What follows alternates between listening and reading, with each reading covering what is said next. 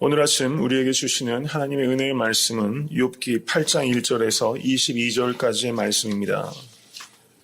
다 같이 합독하도록 하겠습니다. 수아 사람 빌닷이 대답하여 가로되 내가 어느 때까지 이런 말을 하겠으며 어느 때까지 내 입의 말이 광풍과 같겠는가. 하나님이 어찌 심판을 굳게 하시겠으며 전능하신 이가 어찌 공의를 굳게 하시겠는가.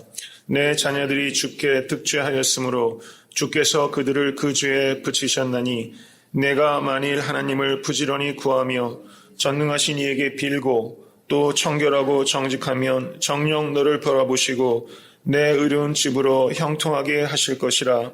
내 시작은 미약하였으나 내 나중은 심히 장대하리라. 청컨대 너는 옛시대 사람에게 물으며 열조의 터득한 일을 배울지어다. 우리는 어제부터 있었을 뿐이라. 지식이 망매하니 세상에 있는 날이 그림자와 같으니라. 그들이 내게 가르쳐 이르지 아니하겠느냐. 그 마음에서 나는 말을 바라지 아니하겠느냐. 왕골이 진펄이 아니고 나겠으며 갈대가 물 없이 자라겠느냐. 이런 것은 푸르러도 아직 뵐 때 되기 전에 다른 풀보다 일찍이 마르느니라. 하나님을 잊어버리는 자의 길은 다 이와 같고 사국한 자의 소망은 없어지리니 그 믿는 것이 끊어지고 그 의지하는 것이 거미줄 같은즉 그 집을 의지할지라도 집이 서지 못하고 굳게 잡아도 집이 보존되지 못하리라. 식물이 일광을 받고 푸르러서 그 자기 가지가 동산에 뻗어가며 그 뿌리가 돌 무더기에 서리어서 돌 가운데로 들어갔을지라도 그곳에서 뽑히면 그 자리도 모르는 체하고 이르기를 내가 너를 보지 못하였다 하리니 그 길의 희락은 이와 같고 그 외에 다른 것이 흙에서 나리라. 하나님은 순전한 사람을 버리지 아니하시고 악한 자를 붙들어 주지 아니하신즉 웃음으로 내 입에 즐거운 소리로 내 입술에 채우시리니 너를 미워하는 자는 부끄러움을 입을 것이라. 악인의 장막은 없어지리라. 오늘 본문은 엘리바스의 연설이 있었고 거기에 대해서 욥의 연설이 있었습니다. 그러자 이 욥의 연설에 대해서 이제 수아 사람 빌닷이 자기의 첫 번째 연설을 하고 있는 부분입니다. 먼저 이 본문은 크게 세 가지 단락으로 나누어 볼 수 있습니다. 우선 8장 1절부터 7절까지가 한 묶음입니다. 그리고 8장 8절부터 9절까지가 두 번째 단락에 해당되는 부분입니다. 그리고 8장 20절부터 22절까지가 또 다른 나머지 단락으로 되어 있습니다. 우선 이렇게 크게 단락을 나누어야지만 이 내용이 이해가 온전히 될 거라고 생각이 됩니다. 8장 1절부터 그 8절까지 7절까지의 내용을 보시면 이제 수아 사람 빌닷이 2절에서 이렇게 말을 시작합니다. 내가 어느 때까지 이런 말을 하겠으며 어느 때까지 내 입의 말이 광풍과 같겠느냐 이렇게 말하면서 이 빌닷이 욥의 말이 여러 가지가 거슬리고 언짢다는 그런 기색을 이렇게 나타내면서 자신의 말을 시작하고 있는 것이죠. 예를 들면 6장 14절에서 15절 말씀 한번 보시겠습니다. 다시 한번 읽습니다. 피곤한 자 곧 전능자 경유하는 일을 패한 자를 그 벗이 불쌍히 여길 것이오늘 나의 형제는 내게 성실치 아니함이 시냇물의 마름 같고 개울의 잦음 같구나. 친구들을 질책하는 이런 내용들이죠.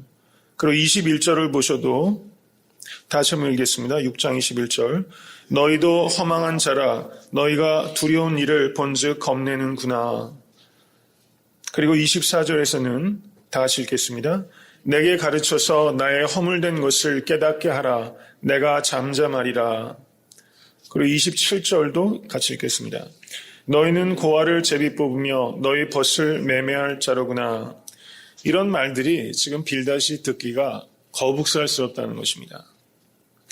그래서 내가 언제까지 그렇게 길게 말하겠느냐. 지금 욥이 6장과 7장 이 두 장을 할애해서 길게 연설하고 있는 것이죠. 이렇게 언짢은 기색을 가지고 이 빌닷이 자기가 하고 싶은 이야기를 지금 하기 시작한 것입니다. 빌닷은 신학적인 배경이 깊은 사람으로 보여집니다. 빌닷의 신학이 지금 핵심적으로 요약된 부분이 바로 8장 3절에 해당되는 부분입니다. 8장 3절 다 같이 읽겠습니다. 하나님이 어찌 심판을 굽게 하시겠으며 전능하신 이가 어찌 공의를 굽게 하시겠는가? 어떻습니까? 이 말 자체는 틀린 말입니까? 옳은 말입니까? 옳은 말이죠. 하나님이 어찌 심판을 굽게 하시겠으며 전능하신 이가 어찌 공의를 굽게 하시겠는가?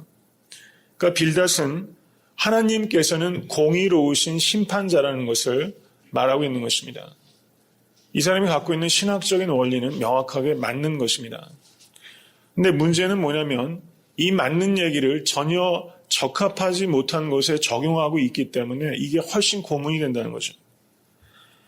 빌닷의 전체 연설에 해당되는 8장 전체를 보시면 거의 대부분 맞는 얘기입니다. 이런 것들이 훨씬 더 교묘하고 사람들을 어렵게 만들 수 있다는 것이죠. 지금 8장 3절의 얘기는 하나님께서 공의로우신 심판자다는 이 이야기는 그 뒤에 배경을 보면 욥이 여태까지 한 이야기를 보니까 욥이 하나님의 공의로우심을 부정하고 있는 것이다. 이런 전제를 빌닷이 갖고 있는 것입니다. 그런데 욥이 하나님의 공의로우심을 부정했던 적이 없다는 것이죠. 욥은 자신에게 닥친 고난이 너무나 커서 비탄을 가지고 있었고 하나님에 대해서 자기가 빨리 죽었으면 좋겠다. 자기를 죽여달라 이러면서 그 애통한 마음을 진솔하게 표현한 것이지 하나님께서 공의롭지 못하다고 하나님께 대적한 적이 없다는 것입니다.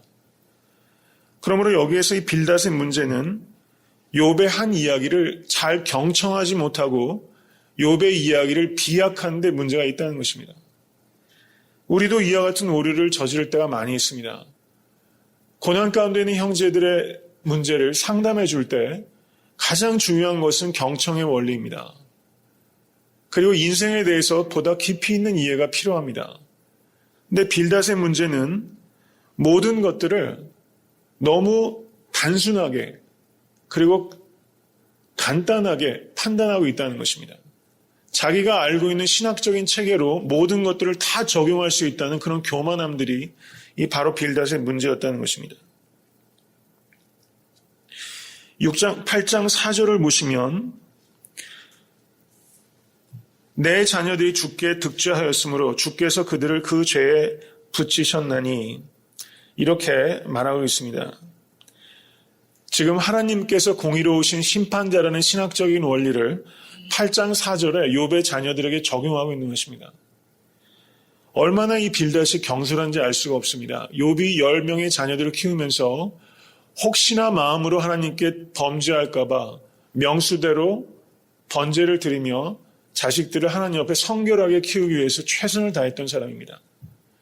빌닷이 여기에서 자신의 신학적인 원리를 적용하면서 죄가 있기 때문에 소유물들을 다 잃어버렸다, 종이 죽었다 이렇게 얘기했으면 그나마 나았을 텐데 그 원리를 자식들에게 적용해서 자식들이 죄가 있기 때문에 죽었다는 것은 이것은 아주 최악의 예를 들어서 욥을 자극한 얘기입니다.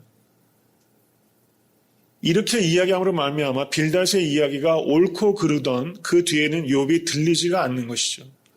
얼마나 어리석은 예를 지금 들고 있는지 알 수가 없습니다. 빌닷이 너무나 무감각하다는 것입니다.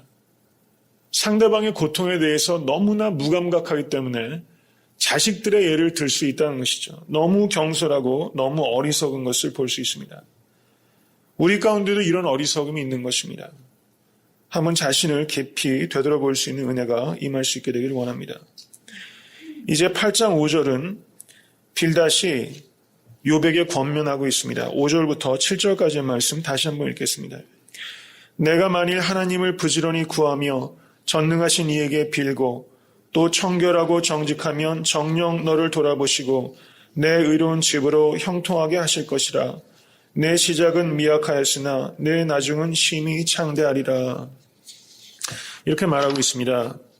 이 말씀, 특별히 8장 7절의 말씀은 우리가 참 많이 보는 말씀이죠. 여기에서 8장 5절부터 7장까지는 빌닷이 욥을 권면하고 있습니다. 내가 만일 하나님을 부지런히 구하며 전능하신 이에게 빌고 또 청결하고 정직하면 정녕 너를 돌아보시고 내 의로운 집으로 너를 형통하게 하실 것이라. 여기에서는 욥에게 지금 네 가지를 요청하고 있는 것입니다. 하나님께 구하라, 하나님께 빌라, 청결하라, 정직하라. 이 네 가지를 하면 automatically 형통할 것이다. 이런 원리를 지금 적용하고 있는 것이죠. 여기에 이면에는 욥이 하나님께 구하지 않고 있다. 네가 하나님께 빌고 있지 않다. 욥이 청결하지 못하다, 정직하지 못하다는 전제를 밑에 깔고 있다는 것입니다. 이 말 역시 이 말만 껴놓고 보면 듣기에 참 좋은 말이고 바른 말이지만 욥의 상황과 처지하고는 전혀 맞지 않는 말을 지금 여기 하고 있는 것입니다. 또 하나의 문제는 청결하고 정직하면 곧 그것이 그 집안의 형통으로 이어지는가 하는 문제인 것입니다. 자신의 신학적인 원리 가지고 모든 삶의 문제들이 다 설명이 될 거라고 생각하는 것이 참으로 오만이라는 것입니다. 모든 것들을 너무나 일반화한다는 것입니다. 일반화하는데 오류가 있다는 것입니다. 빌닷의 문제는 자신이 갖고 있는 생각을 가지고 모든 경험들을 그 생각 가지고 다 설명하고 해석하려고 하는데 문제가 있다는 것입니다. 그렇게 되는 문제도 있지만 우리가 살아가다 보면은 전혀 예기치 못한 상황들, 내 경험이나 지식을 넘어서는 그런 새로운 것들에 직면하게 될 때가 있습니다. 그러면 어떨 때에는 그런 상황들을 가지고 내 생각과 신학을 교정해 갈 수가 있어야 되는데 이 빌닷은 자기가 딱딱하게 굳어있는 원리 가지고 모든 것들을 그 안에 다 끼워 맞추는 문제가 있다는 것입니다. 내가 반드시 지켜야 할 것과 그리고 유동적으로 상황에 따라서 열린 마음으로 나를 키워야 할 문제가 있다는 것이죠. 우리에게 이런 열린 마음이 있게 되기를 간절히 바랍니다. 지켜야 할 것과 버려도 되는 것을 분별할 수 있는 그런 용기와 지혜가 우리에게 있게 되기를 간절히 바라는 것입니다. 여러분 잘 아시는 것처럼 42장 10절에서 17절은 욥이 어떻게 됩니까? 7명의 아들과 3명의 자녀, 딸을 얻고 또 저가 이전에 있던 소산보다 더 많이 얻게 되죠. 욥은 형통하게 됩니다. 그렇지만 빌닷의 조언대로 했기 때문에 형통해진 건 아니라는 것입니다. 그러니까 빌닷의 조언 자체가 전혀 적합하지 못한 조언을 하고 있다는 것을 우리가 생각해야 되는 것입니다. 이제 8절부터 19절까지는 또 두 단락으로 나눠집니다. 8장 8절부터 9절 10절까지는 이 빌닷의 얘기가 옛사람들, 조상들의 지혜를 배워라 이런 이야기를 하고 있습니다. 그리고 11절부터 19절까지는 빌닷이 자연의 예를 듭니다. 이 단락의 핵심적인 내용은 8장 13절에 있습니다. 다 같이 한번 읽겠습니다. 하나님을 잊어버리는 자의 길은 다 이와 같고 사곡한 자의 소망은 없어지리니 그 믿는 것이 끊어지고 그 의지하는 것이 거미줄 같은즉. 이렇게 말하고 있습니다. 맞는 말입니다. 하나님을 잃어버린 자의 길은 다 이와 같고 사곡한 자의 소망은 끊어진다. 사곡한 자는 믿음을 저버린 자를 의미하는 것입니다. 여기에서 세 가지 예를 들고 있는데 11절과 12절을 보시면 왕골과 갈대를 예를 듭니다. 늪을 떠난 왕골 그리고 물이 없어지는 갈대는 그것이 다 말라진다는 것이죠. 그래서 하나님을 잊어버린 자는 갈대처럼 다 말라질 것이다. 이렇게 말하고 있는 것입니다. 두 번째 예는 15절에서 들고 있습니다. 14절과 15절. 하나님을 잊어버린 자는 마치 거미줄과 같다는 것입니다. 그래서 그 집을 의지할지라도 집이 서지 못하고 굳게 잡아도 집이 보존되지 못하리라. 매우 적절한 예라고 말할 수 있습니다. 거미줄과 같은 인생인 것이죠. 하나님을 알지 못하는 사람은. 그리고 16절부터 19절의 내용은 식물이 해를 받아서 푸르르고 그 가지가 동산에 다 뻗어가고 뿌리가 돌무더기 사이조차로도 이렇게 내려가서 뿌리가 깊이 박히더라도 하나님을 잊어버린 자는 그것이 뽑혀나가고 그리고 잊혀져 버린다. 이렇게 이야기하고 있다는 것입니다. 이 세 가지 예는 자연을 통해서 이 빌닷이 하나님을 잊어버린 자의 끝은 다 이와 같다. 원리적으로 다 맞는 이야기입니다. 그런데 빌닷의 문제는 이 맞는 이야기가 굉장히 빠른 시간 내에 악한 자는 금방 소멸하고 그리고 하나님을 경외한 자는 금방 형통할 것이다. 이렇게 간단하게 생각하고 있다는 것입니다. 이 원리는 종말론적으로 길게 생각하면 창세기부터 계시록까지 하나님의 전체 우주의 역사를 보면 100% 맞는 이야기입니다. 그런데 이 고난이 현세적으로 내가 하나님을 잘 믿으면 현세적으로 형통한 복이 올 것이다. 그것을 너무 간단하고 그리고 짧게 생각하는데 오류가 있다라고 그렇게 보여지는 것입니다. 이제 20절부터 22절은 이 빌닷이 자신이 갖고 있는 전체적인 신학적인 내용들 그리고 욥에게 권면을 요약하고 있습니다. 20절 말씀 다 같이 읽겠습니다. 하나님은 순전한 사람을 버리지 아니하시고 악한 자를 붙들어 주지 아니하신즉 웃음으로 내 입에 즐거운 소리로 내 입술에 채우시리니 너를 미워하는 자는 부끄러움을 입을 것이라 악인의 장막은 없어지리라. 이렇게 말하고 있습니다. 지금 빌닷의 논리는 이런 것입니다. 욥의 자녀들이 10명이 다 죽임을 당한 것은 그 자녀들이 다 하나님 앞에 득죄했기 때문이라는 것입니다. 근데 욥은 지금 살아있다는 것은 빌닷은 욥이 지금 죄가 있다라고 정죄하는 것도 아니고 욥이 의롭다고 욥을 인정해 주는 것도 아닌 것입니다. 이렇게 하나님께서는 인과응보를 하시기 때문에 욥 지금부터라도 정신 바짝 차려서 하나님께 구하고 빌고 정직하고 청결하면 이전의 복을 다시 받을 수 있을 것이다. 이렇게 말하고 있는 것이죠. 아주 미묘하게 포인트를 비껴가고 있는 것입니다. 내 입에 웃음이 주어지고 내 입술에 즐거운 찬양이 회복될 것이다. 그것 자체는 굉장히 사람을 인커리지하는 것 같은데 이 빌닷이 전혀 상황을 간과하고 있고 본질을 벗어나고 있다는 것입니다. 참 무섭다 이런 생각이 듭니다. 우리도 성경 말씀을 내가 부분적으로 이해하는 것을 가지고 그것을 얼마나 잘못 적용하고 있는지 그리고 다른 사람을 위로한다고 하면서 그 사람이 갖고 있는 모든 배경도 잘 알지 못하고 처지도 다 이해하지 못하고 우리가 경청하지 못하고 깊이 관찰하지 못하고 또 본질적으로 인생에 대해서 우리가 너무 이해가 얕기 때문에 우리가 너무 간단하게 설명하고 다른 사람의 인생을 너무 간단하게 결론을 내리고 이렇게 하면 다 잘 될 거야 라고 너무 쉽게 이야기하는 경향성들이 우리 가운데 참 많이 있다는 것이죠.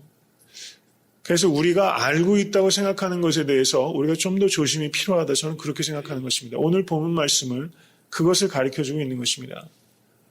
내가 갖고 있는 신학적인 토대도 우리가 한번 깊이 반성해야 되는 것입니다. 그것을 불신하라는 얘기가 아니라 늘 말씀 안에서 나를 갱신하고 나를 바꾸지 못하면 우리는 빌닷이 될 확률이 훨씬 높습니다. 얼마나 아름다운 말들을 합니까? 빌닷의 말들이 거의 대부분 맞게 들린다는 것이죠.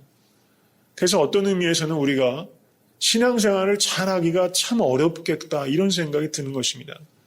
빌닷만한 사람 만나기도 너무 어려운 것 같아요. 근데 빌닷이 하나님 앞에 바른 이야기 또 욥에게 바른 권면을 하고 있는 것이 아닙니다. 그래서 정말 매일같이 이렇게 말씀과 기도로 끊임없이 자신을 변화시키고 갱신하고 자신을 확장할 수 있는 일들이 여러분과 저에게 주어진 참 소명이라고 믿습니다.